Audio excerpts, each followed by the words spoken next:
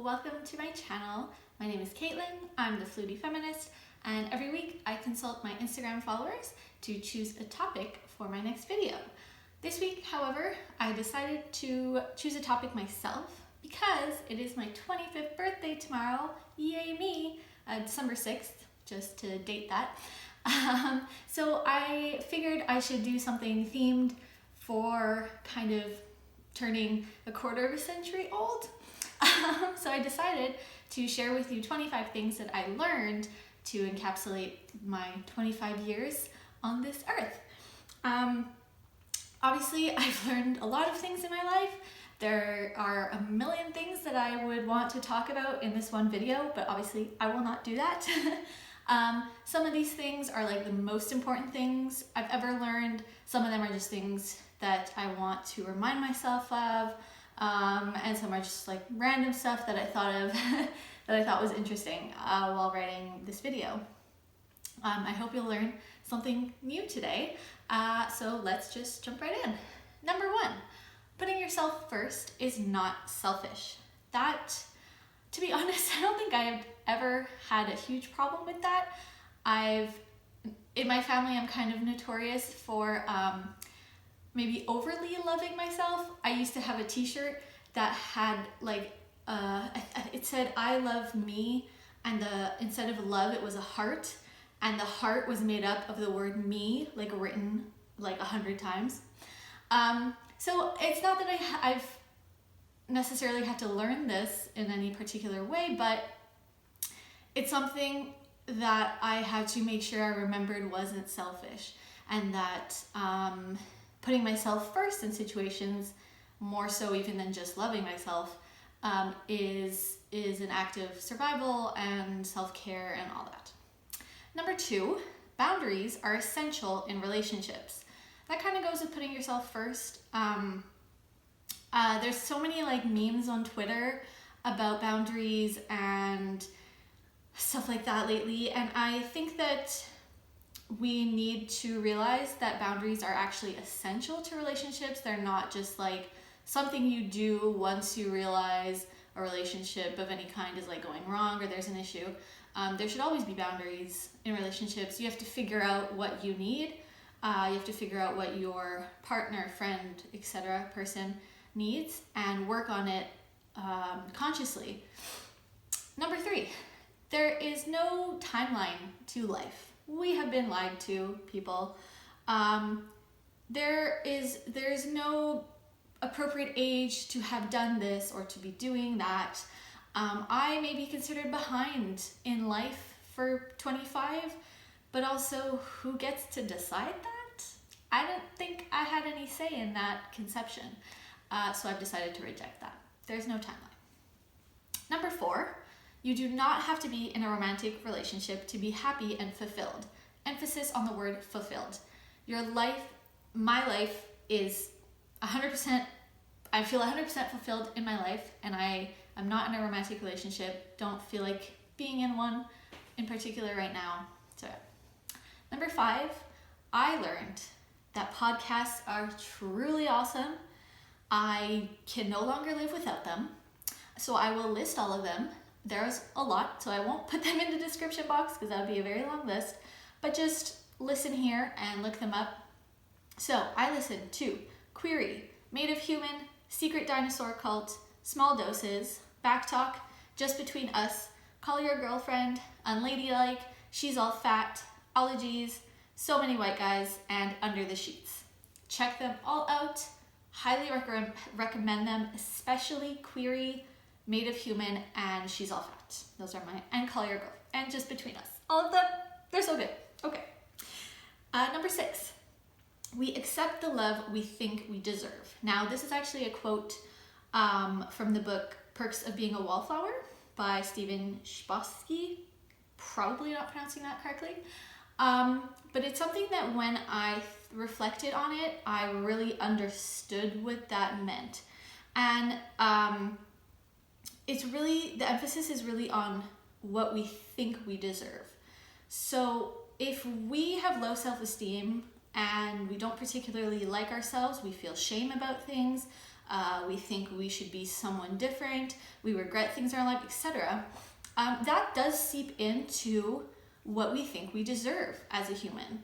And so that could potentially lead to being, for example, in a romantic relationship where someone is not treating you well, but you think that it's love and you think that that's what you deserve to have in your life because of your low self-esteem. This is like a general example of that.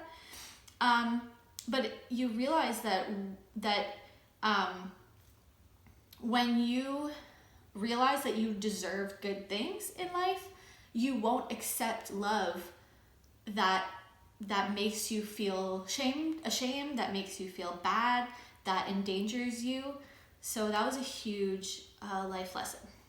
Number 7, it's okay to change your mind, just as a general thing. And it's also okay to have multiple and or changing passions. Number 8, learning is a lifelong endeavor. I consider myself to be a lifelong student of life. There will never be a time when I know everything. And the other aspect to this is that you're not learning if you're not uncomfortable.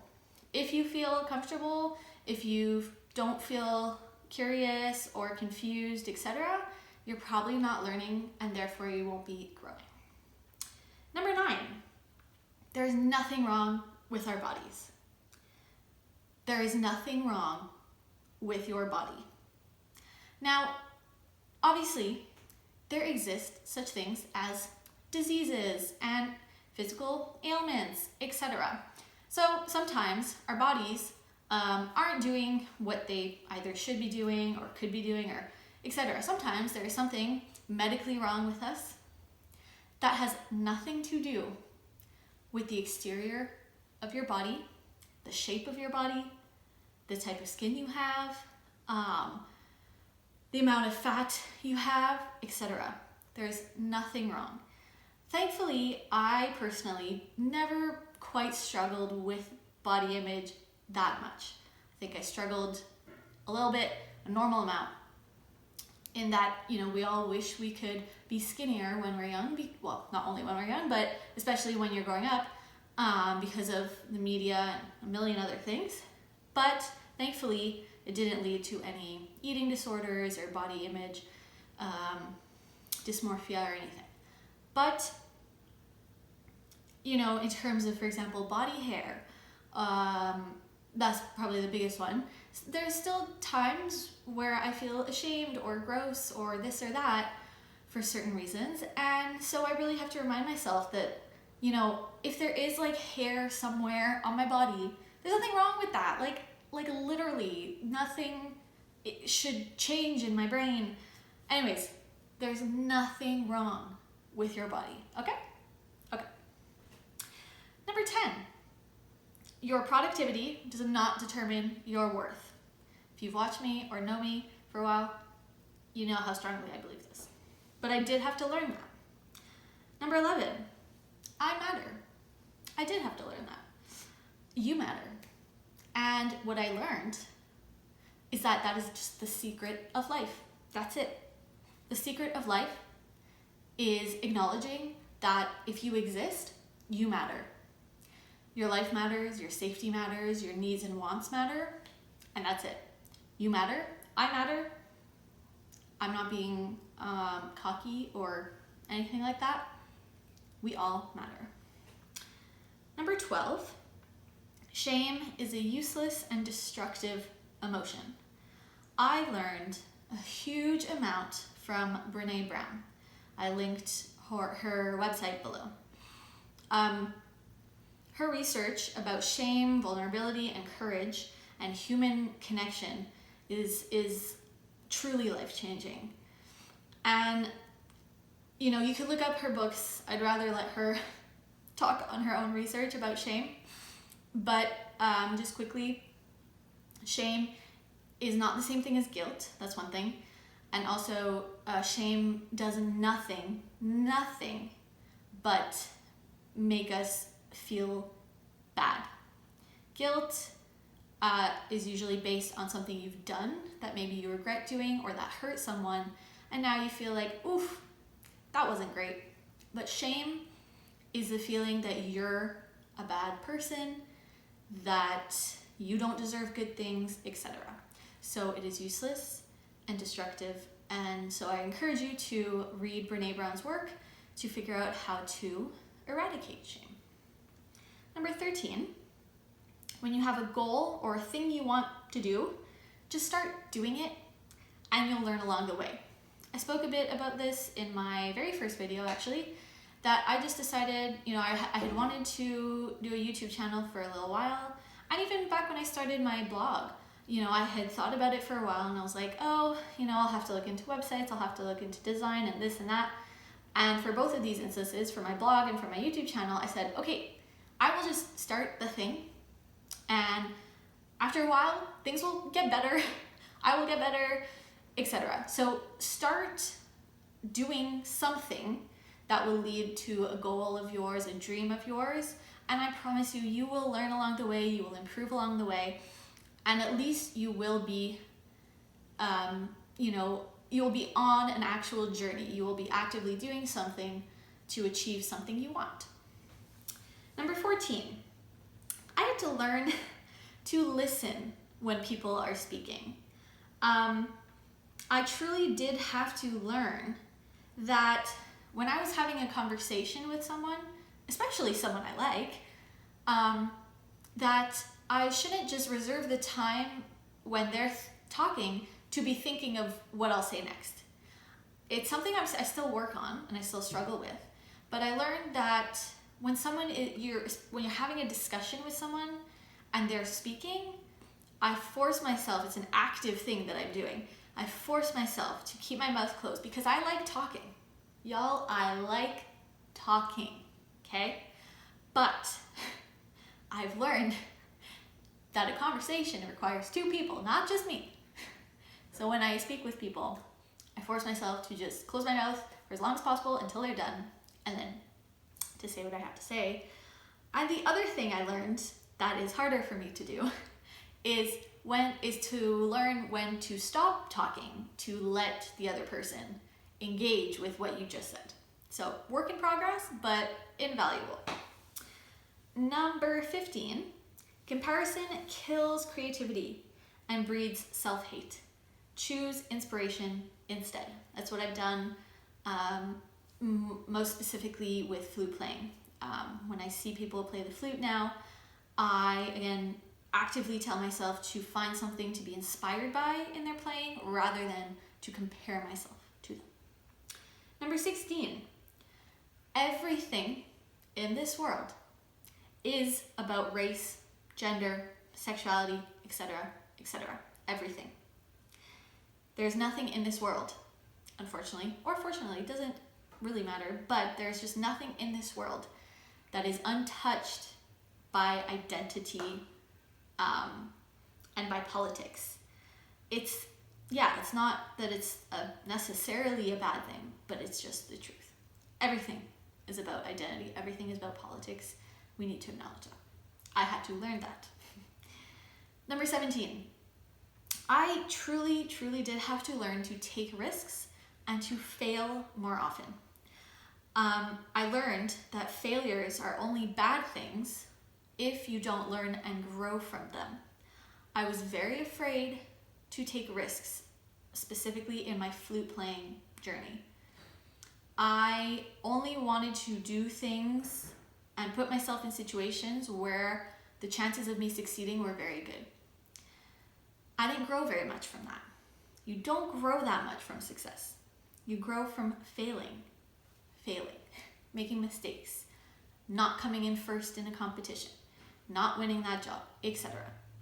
So take risks sometimes in order to fail, not like specifically because you know you'll fail. It's a huge thing I'm still working on, but that's really, really life-changing. Number 18, everything eventually passes. This is something I constantly remind myself when I'm in a bad situation or I'm having a tough time in life, which I had at the end of the summer. And it's that knowledge of, honestly, this too shall pass. You have to hang on to that. It's hope, but it's also just the truth is that for the most part, the bad things will end. You will be okay. Number 19, I learned to own who I am and what I like and my interests and passions. I learned to not make any excuses for who I am, and that, I'm someone who is introverted but fairly emotional, and, especially as someone who, I don't really drink alcohol, I drink juice, and I've never enjoyed like partying, like clubbing or anything like that, and obviously I know, and I have friends who are similar to me in that respect, but in life, seems like so much of being a young person is meant to revolve around dating, drinking, and partying. So I've had to really convince myself that it's okay to have the interests I have. It's okay to not want to do that, and to be confident in who I am. So yeah. Number 20, there's no such thing as lazy, stupid, crazy, etc. Those things don't exist. In the description box below, I linked to an article that was truly life-changing, in fact, called Laziness Does Not Exist, I believe is the name. I also wrote a blog post in a similar vein called There's No Such Thing as Crazy, or Craziness Does Not Exist. I don't even remember my own blog post title, but I linked it below. Those are huge topics, but I encourage you to just read those articles, you'll understand. Number 21, all humans want is to feel seen and to be loved and to feel connected to each other. I learned that through Brené Brown, yet again. That's all we want.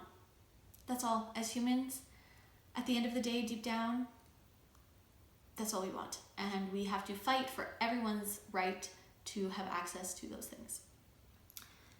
Number 22, sometimes you have to or should do things despite being afraid or anxious. I learned this through one of my counselors / therapists. I've had a few in my life, and mostly related to my performance anxiety. I realized over time that, it may be possible for me one day to be able to strive to perform with zero anxiety. But what is probably a more useful and possible endeavor is to learn how to manage my fears and my anxieties, and to play and perform and live through them and do things despite them, instead of A, trying to eradicate completely the anxiety, or B, to just not do the thing. So. Number 23, growth and progress stem from intentional consistency. This is something I learned through flute playing, mostly in the last 1.5 to 2 years, that progress is truly about things that you do on a consistent basis. Doesn't matter how long or how small or whatever the measurement is, but consistency is what leads to progress. And in terms of, I said intentional consistency, what I mean by that is that you have to have intention. For example, when you practice, if you're a musician, you have to find a way to choose what you want to focus on, a goal you have. It can be a small thing or like a big thing, but to be intentional about what goals you want to achieve, which steps you want to take, how you want to sound, what you want to be able to do on your instrument.